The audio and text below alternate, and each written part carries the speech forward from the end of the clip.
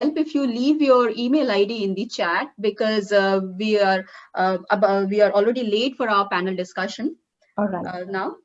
Thanks a lot for that. Thank you. Thank you so much, Julian, for such brilliant presentation. Thank you. This brings us to the next part of our summit today, which is the panel discussion. We have eminent lineup of speakers who will be talking to us in that panel discussion. And that panel discussion will be moderated by Mr. Sanjay Tambe. Mr. Tambe is the managing partner of Longhouse Partners GmbH and president of Indian Institute Munich. He is joining us today from Munich. Mr. Tambe is a passionate serial entrepreneur with decades of cross-border and restructuring expertise for Indo-German ventures. He is a postgraduate in business informatics and international finance from Munich University. He is a mentor and investor in innovative startups in food tech, medtech, healthcare, hospitality, e-commerce in India and Europe. He's also a philanthropist and coach with established family office network in DACH region. Mr. Tambe, please. Thank you, Pallavi. Thank you. I would like to, first of all, say thank you and congratulations for making this German-Indian Business Summit happen today. Thank you very much, Sir Madanlal Raigirji, Dr. Shazia Bulbers, Mr. Christian Gutschmidt, and Mr. Bernhard Steinrücker, as well as all the speakers who have been there, and of course my friend Dr. Rajesh Mishra from Bremen, who enabled this event to happen. I actually have a lineup of really very good and proper experts who are in the domain of digitalization.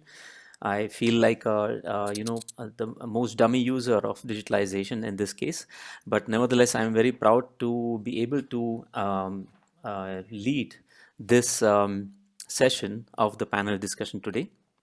I have a few things which I have put together as a panel subject, because the main subject is of course digitization, but I would like to focus on the appreciation, promotion and opportunities which digitalization offers between the two countries, India and Germany. Accordingly, I have put my questions. I don't want to make it too technical because we have absolute experts on the panel which can actually, tell us a lot more about digitalization than we actually are using in practice. But I would like to focus on how our life is changing through digitalization and how we are making use of it, how India can benefit from the German digitalization initiatives which have taken place.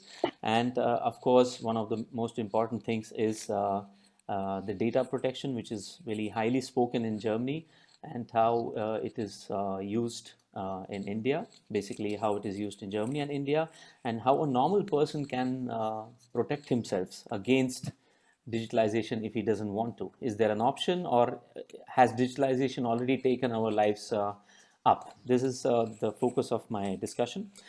Please be with me and welcome all the guests who are panel speakers. I would begin with a question which would go to Mr. Klaus Maier, who is the chairman and managing director of Maier and Vidorno Group in Gurugram in Delhi. Very unusual for a German name to be in Delhi, Gurugram, but he seems to be one of the pioneers there who has started this company there. Klaus Maier is an expert in developing successful and sustainable market entry and market expansion strategies for European and American companies in India.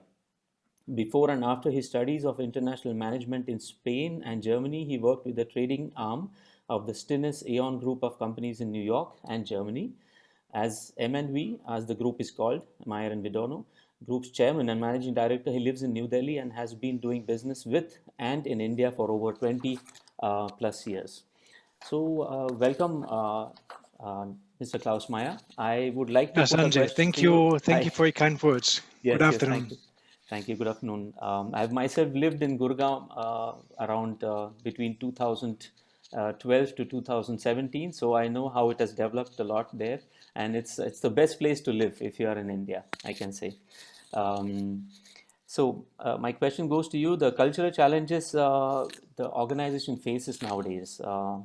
in digitalization? How does the management, CEO of such companies perceive digitization? And what kind of preparatory steps one need to take to prepare an organization for digitization? Can these learnings from Germany be mapped easily in Indian context? It's a huge question, but you can answer a part of it if you like, and then we can move forward. Okay, yeah, thank you for your question. And obviously, I love to answer all those intercultural questions because I get them asked actually quite a few times. And let me start with the processes of digitalization.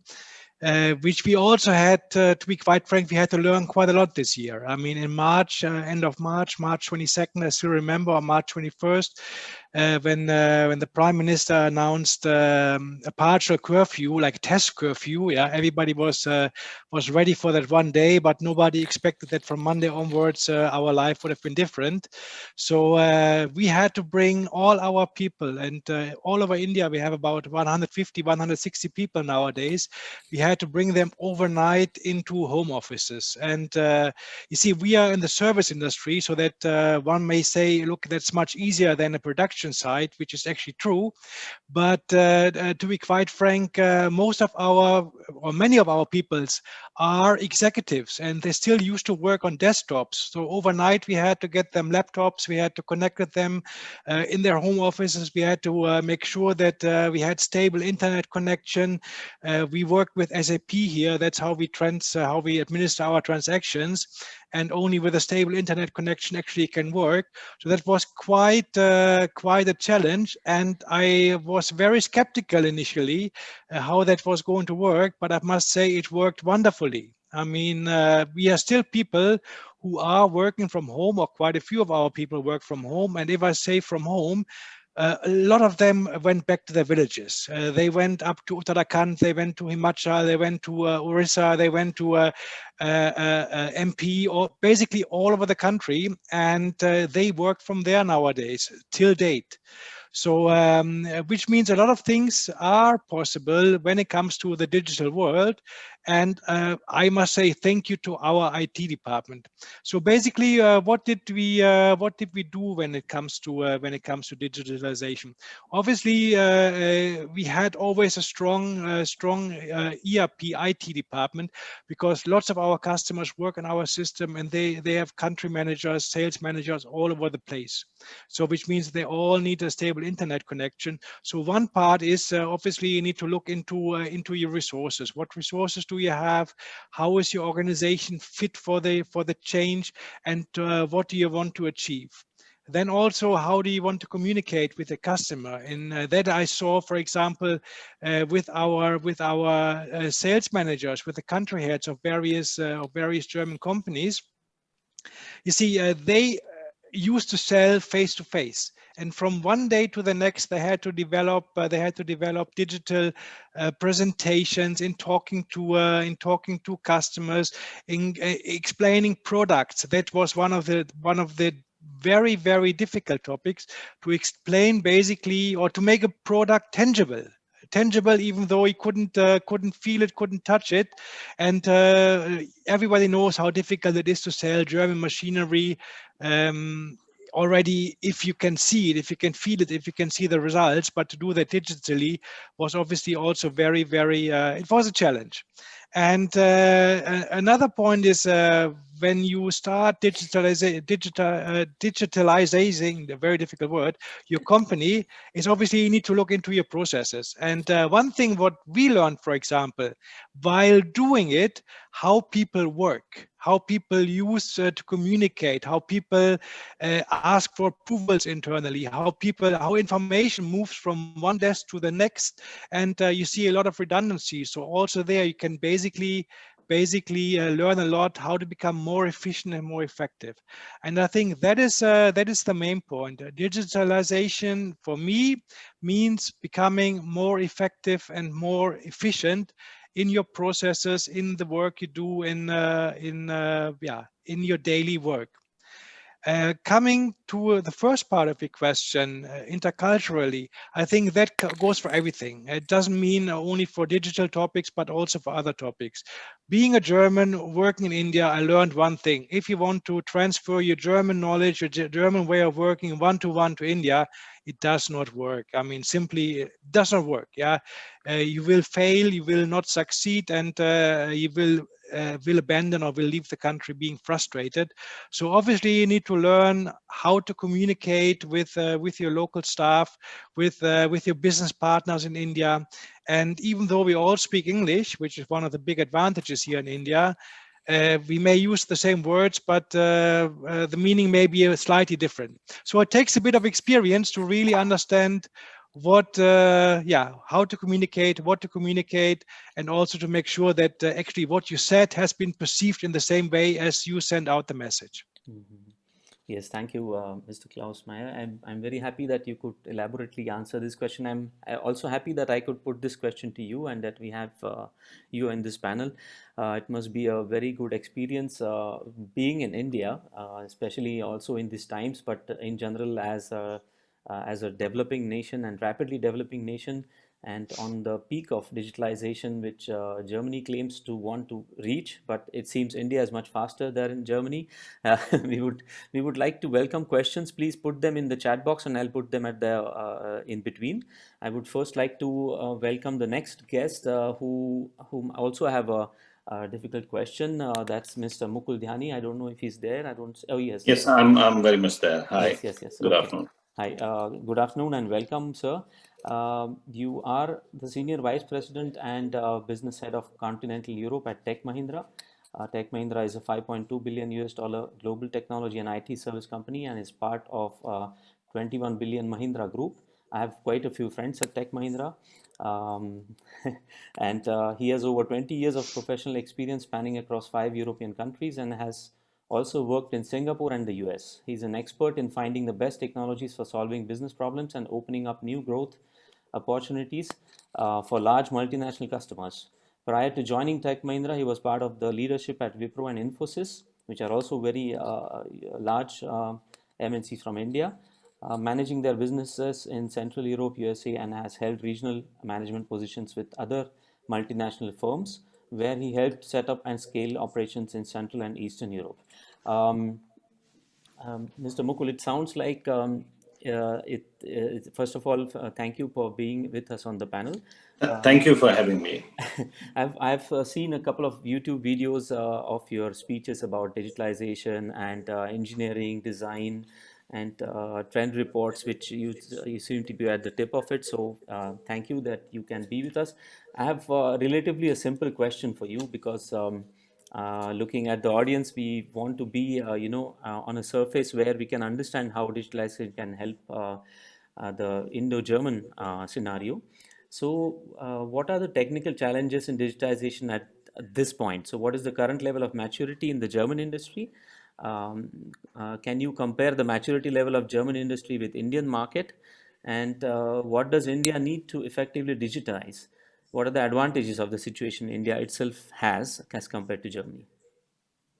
So I think it's a very long question though to answer, but I'll summarize it in very few words. Definitely, so the sir. challenges from a Germany perspective are quite different than the challenges in India. And I think the technology adoption, especially the newer technology adoption in India, is far better compared to Germany. And this has different reasons. One of such examples can be that how many digital payments are happening, or what is the growth of digital payments in an advanced economy like Germany. Till COVID hit us, I think it was less than 30% contactless payments or equivalent of that. The number has now increased to 65, 70%, but that's because of the situation. So still it was pretty much a cash economy. So these are some of the behavioral, some of the consumer related the hindrances to adopting digitization in the market from a Germany perspective. There are also several issues like GDPR. When I look at non-consumer enterprise adoption of technology, even the biggest automakers are not adopting artificial intelligence because there is a clear belief that it will hinder into the into the private space of employees. And this is both the worker councils as well as the organizations don't want to do or want to go slow on it. The second thing is that while Germany is a very engineering oriented economy, what it means also on the other side is that a lot of these plannings have to be done for 3 years in advance, 2 years in advance. And the way the digitization market goes, the way the digital economy goes, is all about speed to value. And in that sense, some of these innovations which used to take 2 years to come and to take to market are something being done in 6 months' time. So I think these are some of the challenges that need to be overcome. To your question about India, again, the challenges are very different. These are more, while I think the Invest India presentation was pretty good, but there are still a lot of challenges, and Mr. Steinrucke will keep mentioning it, that there is enough to be done on the side of infrastructure itself before we can talk about digitization. But I think there is clearly a benefit that Germany can drive in this collaboration, both on the side of creating the speed to value for some of the German companies, where both the Indian startups as well as the companies like us can bridge that gap, can give enough strength to already the work that is happening on the ground in doing that, whether it's in enterprise tech or it's in Industry 4.0. I think the Germany adoption of 5G will be more relevant than the thing in India. And companies like even my company, Tech Mahindra, we have invested significant amount of money in making sure that's a scalable enterprise tech that can be provided to the customers, right? Okay, thank you, sir. I also understand that India and Germany seem to have completely different challenges. It begins now already with taking a flight to India and what needs to be registered when you are taking a flight to India, and other way around from India to Germany. And the doubt still remains if you can just openly travel at this point or not. So as an Indian, I'm being continuously asked from my German friends, so can I travel to India now? And it seems to be a digitalized answer, yes or no at this point, but can be a little analog. Thank you. Before I put up my next question, I would like to welcome our next panelist. I don't see him online here, but Dr. Shivesh Kumar. Is he here by any chance? Yes, I'm here. Yes. Hello. Can you hear me? Yes. Hello. So let me introduce you. Dr. Shivesh Kumar is a senior researcher and the team leader of the Mechanics and Control team at DFKI Robotics Innovation Center in Bremen. He has obtained his doctorate degree, Dr. Renat, from the Faculty of Mathematics and Computer Science at the University of Bremen in 2019 with summa cum laude. And he obtained his master's degree in Control Engineering, Robotics and Applied Informatics with specialization in Advanced Robotics from École Centrale de Nantes, France in 2015. He was also an Erasmus Mundus Heritage Scholar there. Priorly, he holds a Bachelor in Technology degree in Mechanical Engineering from National Institute of Technology, Karnataka, India.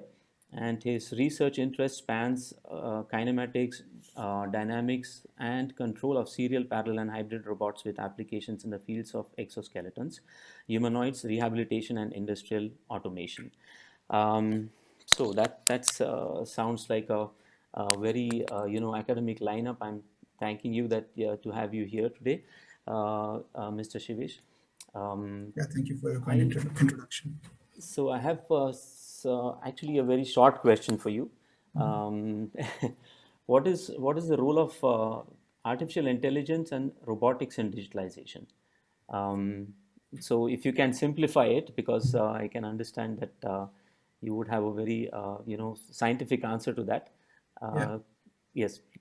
So I think robotics and automation has a huge role in digitalization. I would say it's rather the next step to digitalization because, if you look at digitalization from a traditional computer science perspective, then it's mostly programs running on computers and how they can help us with different aspects of our lives.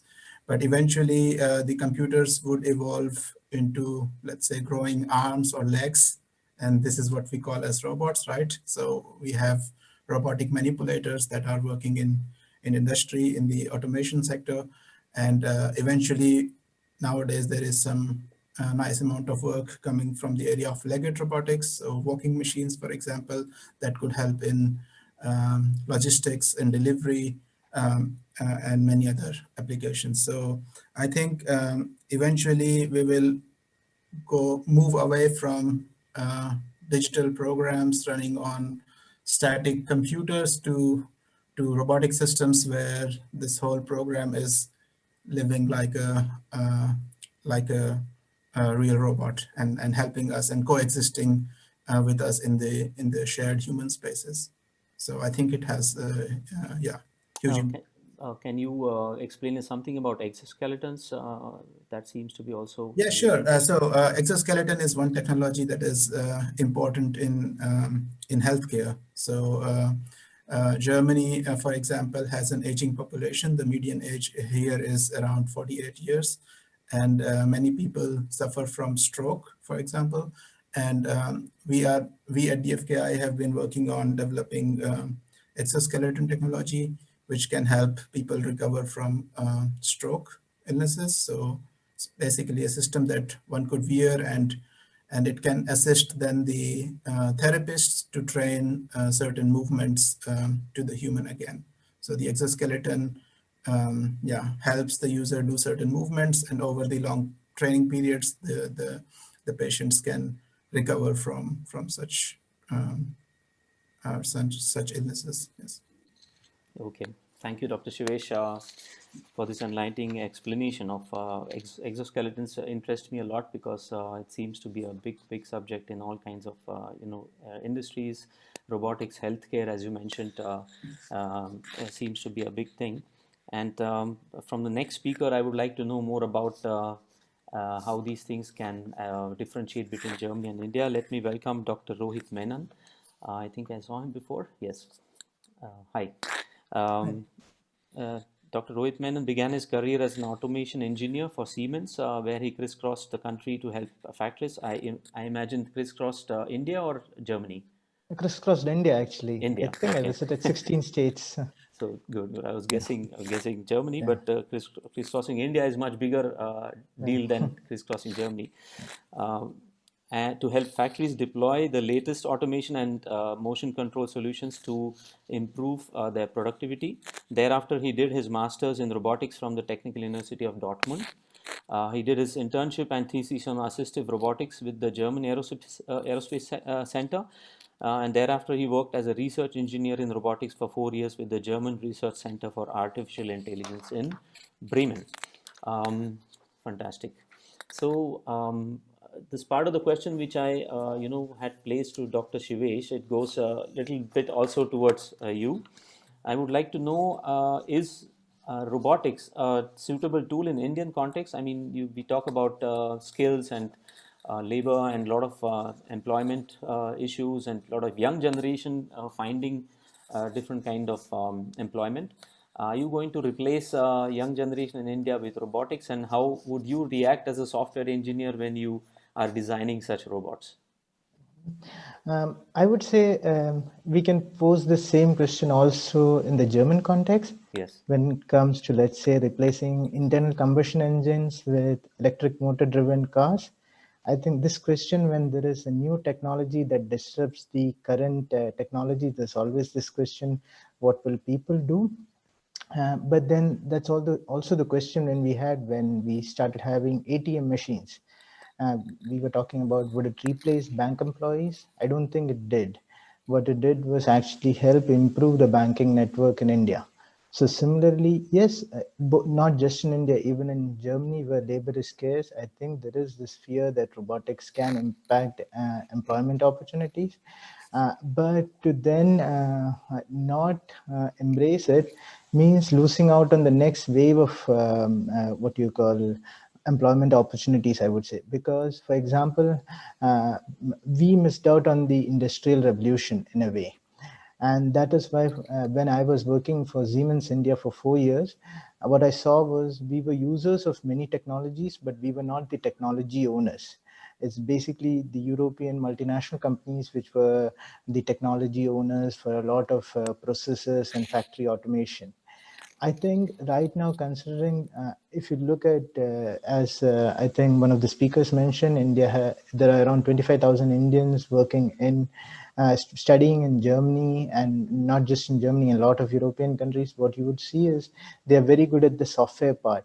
What I would say is it is better for us to learn, to embrace robotics and to be not just using them, but also to be providing it as a technology to others. That would make us be at the forefront of it than just being then playing catch up again. Okay, thank you. I understand that. Like I said, if you from the audience, if you have questions to the speakers, please do put them in the chat, and we'll take them up as we go ahead. Before I again take the next speaker, I would like to introduce him first. That is Dr. Klaus Schmidt. He is he's also a dear friend of mine, known to me for a long time. He's a co-founder of Robert Bosch Venture Capital and Innovation Consultant at this point. Klaus co-founded Robert Bosch Venture Capital GmbH, RBVC, in 2007, which then became one of the most successful corporate venturing units in Europe. As a managing director of RBVC, Klaus was on the board member of several startups, and he continuously adapted the strategy of RBVC to the changing environment. In 2015, Klaus retired from his job at RBVC and continued to support the startups and to consult corporates in the realm of corporate innovation, strategies, and operations. Dr. Klaus Schmidt holds a PhD in physics from the University of Stuttgart and held several management positions in the industry prior to his job at RBVC, and is still on the board of several startups. Do I see Dr. Klaus? Oh, yes. Hi. So my question to you is more towards innovation, since you're also helping different startups, and I'm sure that since Robert Bosch also has some activity in India, you're aware of the Indian scenario. I would like to put to you a more global question, which connects to the keynote topic of today. We are listening to virtual reality, artificial intelligence, blockchain, agile technologies, and robotics, of course, belongs to that, data protection. How do you see the innovation in the real life as compared to the innovation in the digital life? Because when we do say digitalization, it's taking us up from putting a simple background picture of our screen here, which is very much digital as compared to in the past, as being analog, talking to your kid who might be just 5, telling him that stay away just now from the iPad, try to focus on reading a story, which is more analog. How do you, from your experience, say that the innovation has come into real life, which is reflected in the digital part? Okay, thanks a lot, Sanjay, for the kind introduction, and it's a pleasure to be with the panel here. When it comes to digitization and innovation, this is a kind of a long story. It started about 15 years ago when we first realized that something is going wrong with our analog approach. And at that time, we also realized that digital innovation is something different compared to our analog innovation tools we had at the time. Most companies in the meantime realized that digital innovations are really disruptive. And disruptive meaning, in this case, not that they are just big steps forward, but they generate new business environments, new business processes, which is something that never happened in that, I'd say, in that power before. And so about 10 years ago, 12 years ago, the first larger companies realized that they have to do something different, and they started corporate venture capital And at that time we did it as well, and we all realized that corporate venture capital at least gives you a chance to look outside. It's still not innovation outside in, as many people at that time were just elaborating about. For that you need something else. You have to go and find a way to get this kind of innovation into your company. And this is another step which requires different skills and so on.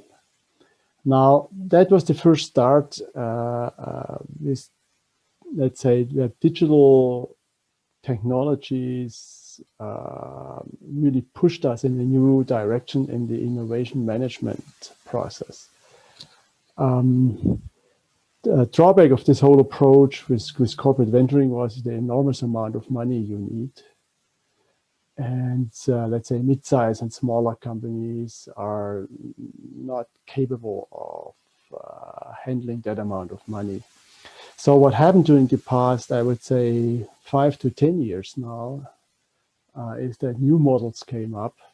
And you see now a whole bunch of new strategies on how companies can manage their external innovation.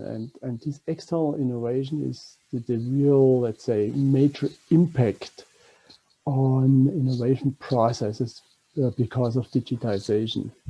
The digitization process of the industry forces companies more and more to go outside and find ways to incorporate in their innovation processes external ideas and external capabilities. What you see now is, apart from corporate venturing, you see a whole bunch of tools like partnerships with startups, accelerator models which are shared between, let's say, professional accelerator management and the internal accelerators of corporates, and so on. So there's a huge, let's say, there's many other tools now are available. Many companies at the moment are playing around with that. Some of them are more successful, others are a little less successful or slower. That will take time. And especially in the German Mittelstand, you can read a lot in the newspaper that they are struggling with digitization. That is also part of their, let's say, non-compatibility with these external innovation processes. That will change. I'm absolutely convinced on that. And in the future, just to give you an outlook, you will see more and more companies working on it, but I would say a kind of a innovation management process, which completely comprises of all tools available for internal and external management and are handled as a holistic approach. Now, this is also let's say, a chance for cooperation between, let's say, different countries, because as these, let's say, local companies try to open up for external innovation, they can go everywhere, especially to countries where specific knowledge is available. And one of the speakers before just mentioned how many startups are available in India. And then the other way, how well settled some of the high-tech industry is there. And I was in India, by the way, in the past pretty often, so I know a little bit about it. And so there is a good chance that we find a kind of a cooperation between German and Indian companies in this realm. And I'm pretty sure there will be more concepts in the future. Thank you, Klaus. You have a very nice background as compared to us in the Alps. So you must be somewhere located somewhere there. This is part of digitization. It's all fake. But you are living somewhere there. Looks like. I'm living close by to this picture. Yeah. Okay. And it must be a serene analog environment, looks like. Yeah. because your connection was not so clean. That means digitalization has still to reach there in that part of the world. Looks Yeah, like. see, this is a little bit of the problem. We're living in a rural area in Germany. The internet is not as great as in the big cities. We need internet, not internet in future.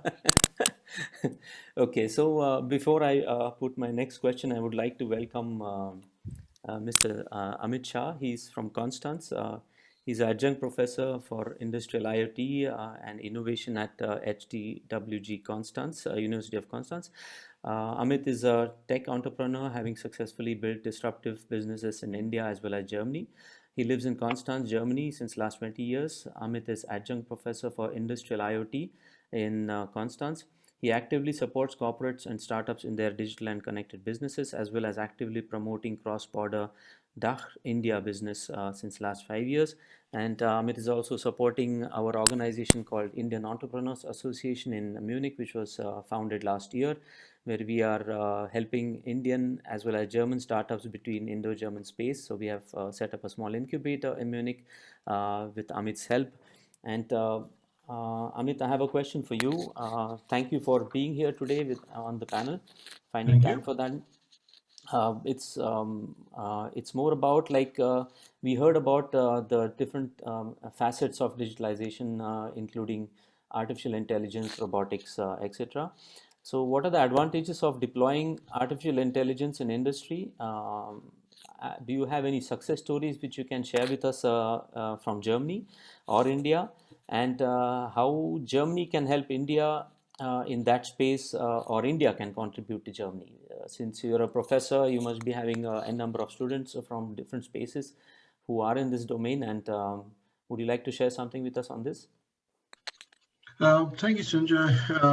Lots of questions. Let me probably start from the technical, from the technology standpoint, and then take discussion to the business side of things.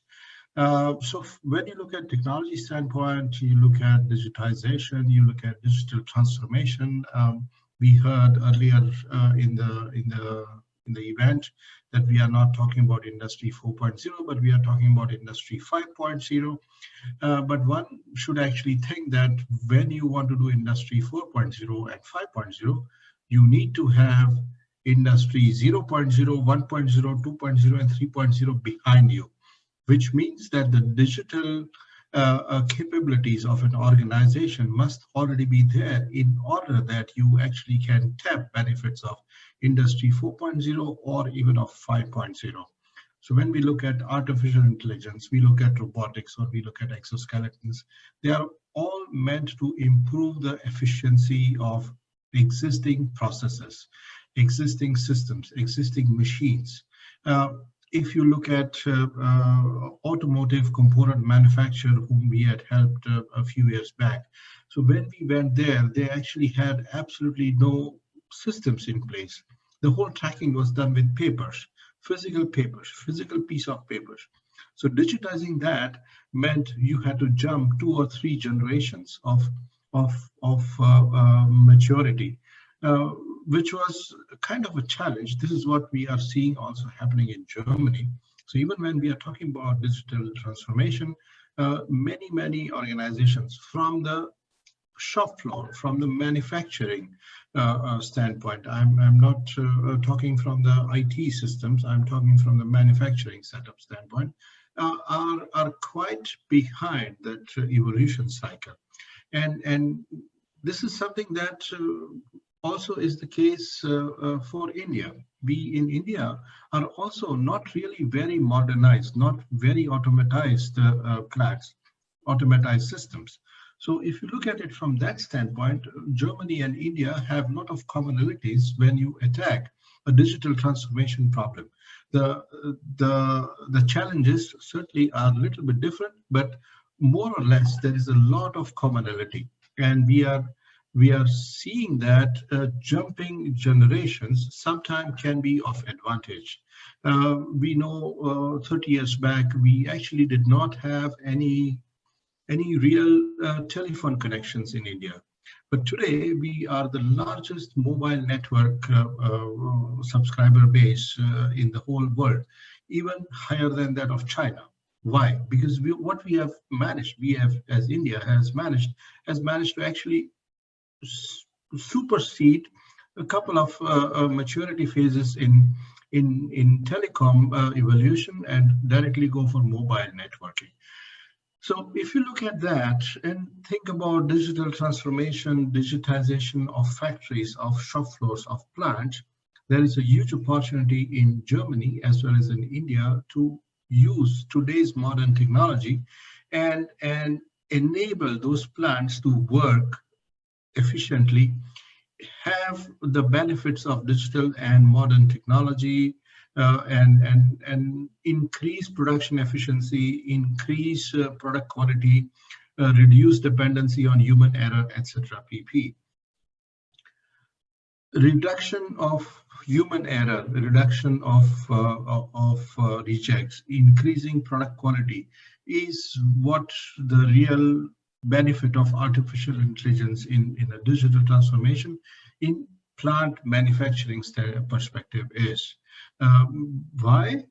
Because if I have a particular plant that is, let's say, producing an automotive component, I can install a camera on the production line. I can take pictures. Today's cameras are really very great, can deliver very high resolution pictures.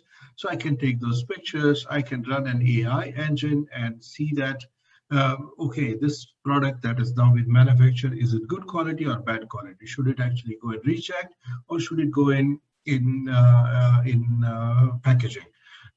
Now this previously had to be done by human, was cumbersome, was difficult, was slow. Now AI actually brings in efficiency, AI brings in accuracy, and AI reduces cost. So AI, yes, certainly useful.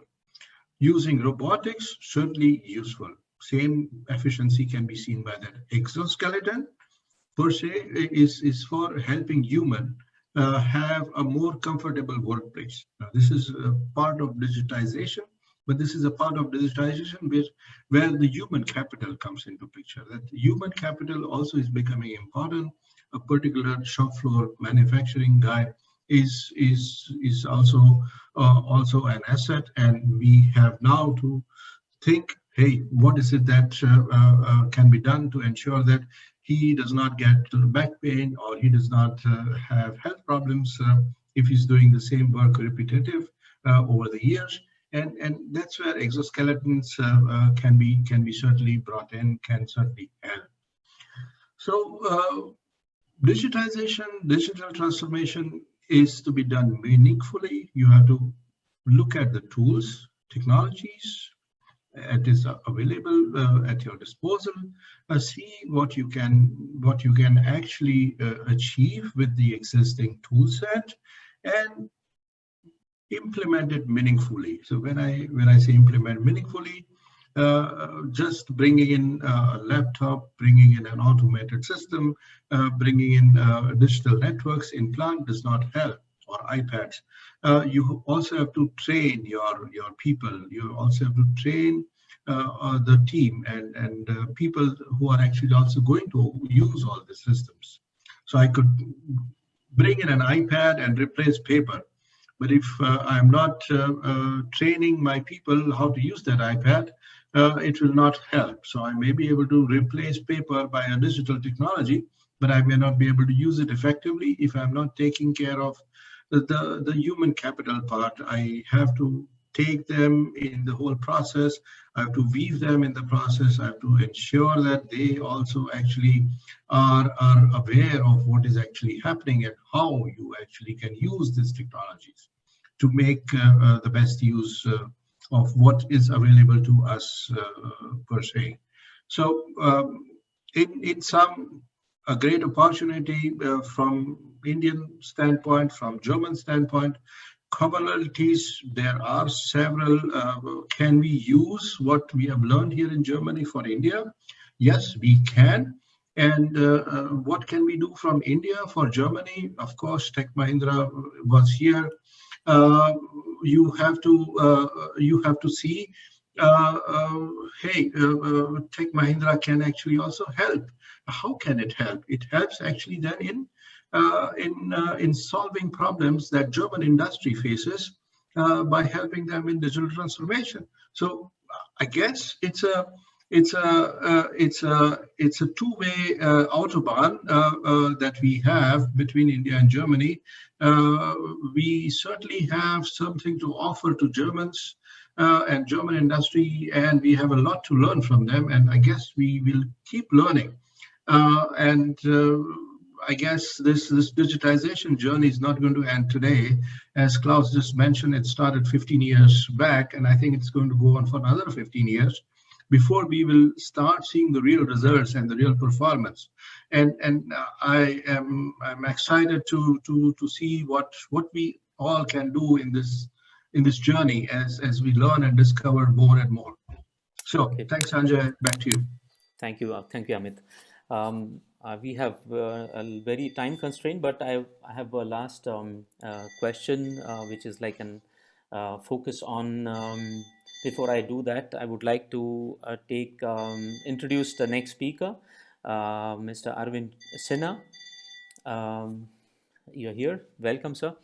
Arvind Sinha is an expert in the field of digital technology and finance, providing consultancy to banks, insurance companies, and stock exchanges for its digital transformation. He is with Atos International as the Vice President, leading the Banking and Financial Services Department. He has provided consultancy to almost all the leading international banks and bringing latest technologies of cloud, artificial intelligence, and blockchain. An electrical engineer by education, he completed his MBA from Indian Institute of Management, Bangalore, and further a certification in FinTech area from University of Oxford, UK. He has also completed a diploma in advanced computing. He's an avid traveler, having visited more than 40 countries. He claims that photography runs in his blood, and he turned professional in year 2003. Welcome, sir. So I would like to know from you that since you are in the fintech, financial services, sounds like also a very, very current subject at this point. One is the medical thing, which we heard a little bit, industry and data protection, as well as financial services. N number of Indians want to invest in different parts of the world, and I have seen apps which have come up in this area. Do you see as a challenge in digitalization that on one hand you can offer those fintech services very easily, I presume, and on the other hand it's more intransparent for the user, or it's becoming more transparent? Of course, the ease of use has become strong.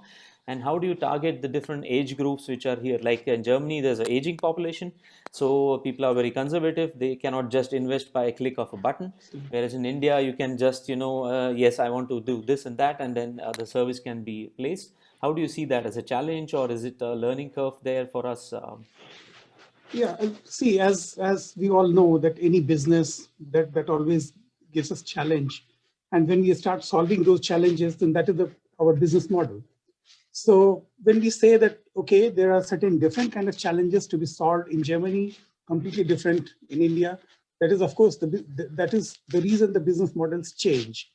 Now, demographically, Germany is different. As you said, the population is aging, and it takes, I mean, you really cannot teach old horse a new trick every day. But younger population in India, they are pretty much techno-savvy. Now, the whole challenge here is that, or rather, I would say diversity between Germany and India would be, in Germany, I would still classify this entire market as a single market. Say their process maturity wise, of course, as some of the speaker earlier said, that Germany is still not there where India has already achieved that kind of destination. And I would, in the same context, I would also quote the chairman of Walmart, who, when came to India to buy Flipkart, he said that the technology that Flipkart is using is possibly 10 years ahead of what they are using in the US.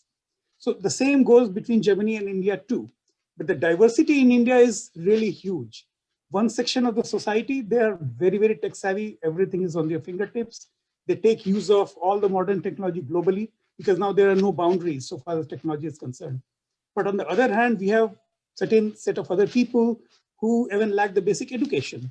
So how shall we teach them? So therefore, this gives completely different set of divergent market areas that need to be covered. And when we talk about the finance on top of it, then it creates kind of a chaos, a big chaos. We say that, okay, banks like ICICI, HDFC, and all these people, they have deployed robotics, they have deployed artificial intelligence, they have deployed RegTech, FinTech, whatever, all this technology. But on the other hand side, we also see that people do not have even common banking. That is where this Jan Dhan Yojana and all these things came up just about a couple of years ago, 2 or 3 years ago. So what it took so much time, these are the challenges. So of course, one size cannot fit all. We cannot use the same business model in Germany, same thing in India. In India, we'll have to really break it down to the individual market segment. In Germany, market is more or less matured. We can deploy just one business model there, but in India, we'll have to really compartmentalize. On top of it, people are taking benefit of digitalization, that is for sure, always welcome, but we are not as much aware about the risk of it. Anything which is digital is hackable. And we know that if you give, not me, but I'm not that expert in network security, but if you give someone your phone just for about 10 seconds, then your entire data is gone. They can mimic it on their own laptop, on the network, it can go into the dark web. So as important it is for us to educate, teach, train, modify our business processes to take care of these digital technologies, so is important to look at the security aspects. We play games and we always say, okay, at the time of download, do you accept the terms and condition? Tell me who on the earth has read entire terms and condition and says, yes, I accept. We just say accept and then we go ahead. That creates problems for us. So somebody talked about the GDPR also. All these things emanate from there itself. So on one hand side, sorry to be digressing slightly on the topic, but on the one side, we say digitalization, it is doing wonders to the world, making factories smarter, making people more convenient, increasing productivity, that is fine. But at the same time, when we say that 97% of the internet traffic goes into the dark web, and only 3% in the whole of the world that we see over the browsers, over the internet, and it is really mind-boggling. So we have to see the benefit of digitalization, and it gets to the entire population. At the same time, we have to be aware about the threat also. And when we talk about the financial transactions, you know, that World Bank transaction of about $1 billion from World Bank to Bangladesh that were diverted to somewhere else. So, I mean, digitalization, very good, but let's be aware about the pitfalls also. Let's secure our house to keep it in order. And when it is financial transaction, that is where all the action is all the time. It is all about the numbers. So I see the challenges when we go to our clients to convince them about improving their digital processes. At the same length and breadth, in the same sentence, I always talk them about the security part of it. So, of course, I know that I cannot answer this entire question just in maybe a couple of minutes, but I deliberately wanted to put another aspect of it about the security, because everybody spoke about the benefit, I understand, but security is yes, something that we cannot afford to compromise. Absolutely, absolutely. Thank you, sir, Mr. Arvind Sinha. I have one last point before we come to the end of this session. I would request all the speakers to put on their cameras because we want to take a group photo quickly before we end. Yes, Mr. Amit Shah is still remaining. Please put on your camera if possible.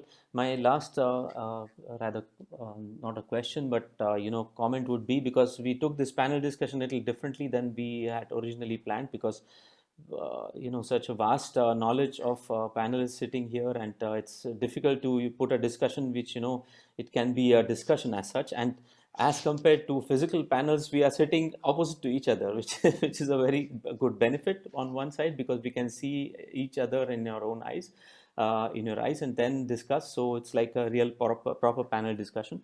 I know that it was not a discussion as such, and I would like to initiate an exchange where people can actually put in their questions, take your contacts, and maybe take it further so that they can ask direct questions to you and exchange with you. we started with the thing that we wanted to do appreciation, promotion, opportunities as our main thing. And I heard a lot of benefits from about digitalization. I heard about the differentiation between India and Germany. Both seem to be benefiting in one or the other way. There are security issues, data protection issues, as well as I also heard about the technology issues, like Dr. Klaus sitting there without proper connection, and in both countries, I presume, and Mr. Klaus Maier, who reiterated, the way of how the human resources are acting to digitization, how you should train your people there before you make a strategy. Mr.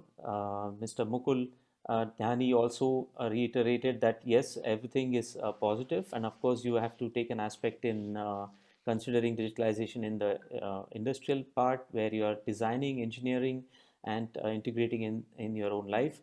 And Mr. Dr. Shivesh Kumar and Dr. Rohit Menon, who technically are versatile in their aspect of saying that yes, all different applications are very well, but it is unavoidable, and you will be able to not replace basically the man skills, but you'll be actually enhancing those by means of digitalization. So in case you have any final comment, please share with us now about this panel discussion or this panel theme on digitalization and benefits to Indo-German economic relationship. I don't see Mr. Amit Shah yet on video. So any comment from your side before we end this session? I think we should create a group here in the sense that I understand that I learned a lot today, no doubt about it. And if we have email IDs of everyone, possibly we can either create a WhatsApp group, or we can create a Google group where we can exchange our data or our ideas. I do have a lot of things which is going on in my mind, where one of the panelists or many of them can support me, or I can support them in many other ways. So I think that would be a good idea to be on the common ground. The initiators of this German-Indian Business Summit have launched a website which is going to be launched later on. I don't want to be, precursoring and already announcing that, but we are going to learn about that a little later. So let us put our thumbs up, and I'll make a screenshot if possible for this panel discussion. Thank you for being with us. I'm the only guy who cannot do this. Hold on, one more picture, please. Thanks a lot. Thanks a lot, all of you. Have a fantastic time, and much success to all your endeavors and whatever you're doing, not only in digitalization, to your success stories. Thank you. Thank you and so over much. To Pallavi. Thank you. Thanks a lot. Thank you, everyone. Thank you, Sanjay, for moderating it so efficiently.